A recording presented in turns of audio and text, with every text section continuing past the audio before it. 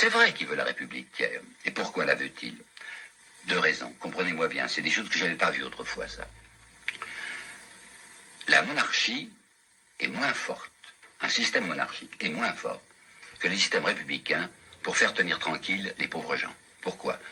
Parce que quand c'est le roi qui parle, on peut toujours mettre en cause la volonté royale. On pourrait dire, c'est un homme qui ne veut pas que nous améliorions notre situation.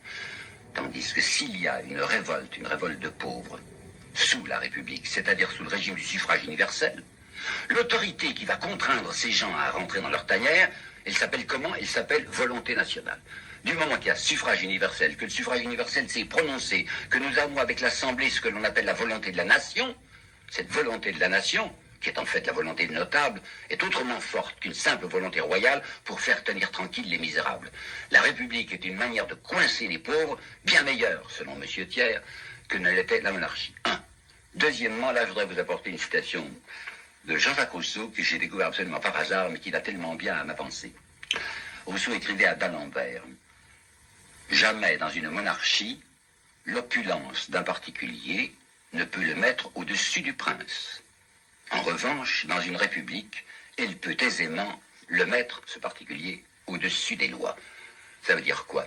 Ça veut dire, dans une république, les lois sont faites par qui? Elles sont faites par l'Assemblée nationale. Qu'est-ce que l'Assemblée nationale? C'est soi-disant le suffrage universel. Qu'est-ce qu'en fait le suffrage universel? C'est ce que veulent les notables. Par conséquent, dans une république bien conduite, c'est l'argent qui est au pouvoir.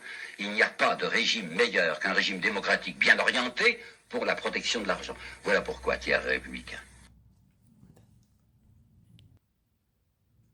Et ben voilà, donc juste un petit mot sur cette prise de parole. Je ne sais pas qui est le monsieur qui parle, il doit plus être de ce monde, mais les deux artistes sont toujours là. C'est sur la gauche, il y a la parité, il y a Arnaud Rabier, graffeur qui s'appelle, son nom d'artiste est Noart, et l'autre côté c'est une artiste, une dame près de Toulouse qui s'appelle Sylvie Mondouche, sans E.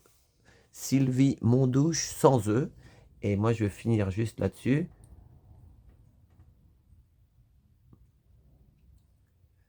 Adolphe Thiers.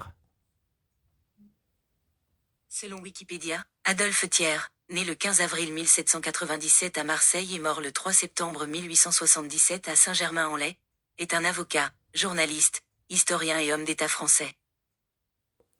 Voilà, et ben c'est intéressant sur le Wikipédia, on fait des recherches. Voilà, il était pour un roi qui ne gouverne pas pour la France. Voilà.